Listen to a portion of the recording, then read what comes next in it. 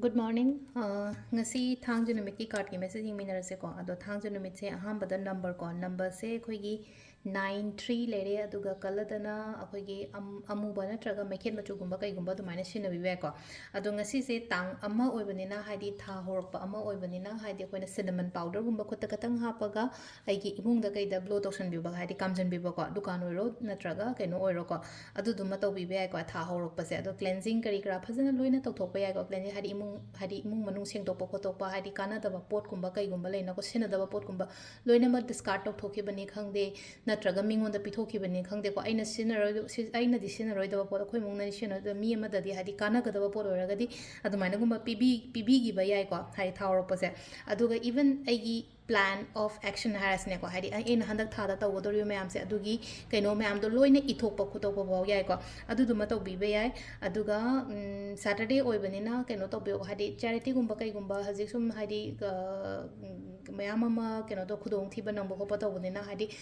angamba mateng gumba kai gumba sa thangjo oibase da haidi chatlaga kai da maina to bibe ko mi gi mateng gumba to bibe yai haidi singjaw kaino relief ta kai da leina ko adumai tawraga thangjo oibanina haidi ngasi se simasu to thokpiyo ado ahambada khoi card ki message yengase aduga timing afaba so happy yengase ko mayam gi oina timing afaba so kai lege habado adugi matungina kino tawrase ko aduga amana aina chak thongba da hapo habada asathau drop ama kai ma dumai tawraga happy be ai ko ngasi gi oina thangju numit ki ko adu sidagi card ahum katang lothose ko nuti gi lothok ko dumaina card number 1 card number 2 and card number 3 ko ahamba anishuba ahum suba ko ahamba anishuba ahum suba se sida ahamba khanba ngai yenga se ko ahamba khanba ina kari energy lake kari message lake have do happy yenga se ko first card se ko focus thamo yamna confident ayo kaino mo chatpa matamda aina chatoriba aina tawdoriba thabak se mai pakani haibagi adugi thajaba thamo haidi mina kari hairi kari ngangnari kholi adum mayam do haidi amta khan ganu ko sida leise ko haidi ai to bangam gani aina khaliba poto ai pangthok bangam gani aina chatori ba thabok to ai mai pakani ko ado sida leire ko ahambagi koi first card ki message ani shuba sina ko haidi kitang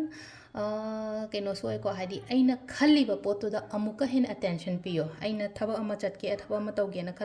khallase adugi poto da haidi full focus ka chamana na ahambagi sida so hapet manana ko attention pi ba hai tare ko sida aina chatori ba pot sida ko aduga amasu hai tare ko hai sona bless to tawgani ko haidi sona chanbi ba khotpi ba adum basu le haidi ning wa spiritual oi ba yamna darkar oi ko haidi keno ma tawge khot ke haragadi haidi thajaba maga loina na phajana shanti oina leina hairasine ko samna harbada aina tawdori pot se ingonda phangjagani kanagani haibagi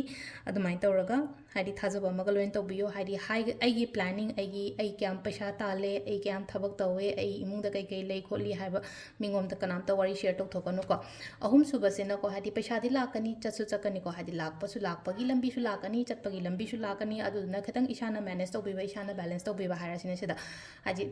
laiba paisa se haidi khara course ta khara handaba taina ko haidi earning di mayam ama la expenditure jo khatang kakthaba ma paisa yam la ena yam na lotion ba kochen ba du minus to biganu ko se sina khoi card ki message lere timing sina yuki pung taruk ka minute tare taina tare ka minute ni phuma pan phawng lere ko trama thoi ga minute train thoi deina pung mari ga minute train pan phawng lere adegi munung da ngina pung taruk tagina nungda taruk tagina nungdangi pung tare ka minute train pan phawng lere adegi mung nipan ga minute kuntra taruk tagina pung baru makhai phawng lere ko aduga nungalam dagina ahum ga minute tare tagina mariga minute kun manga phawum lere ko sisna khoi ngasigi oina afaba timing ko adu sida lere khoi ngasigi oina daily card message se ma'am thank you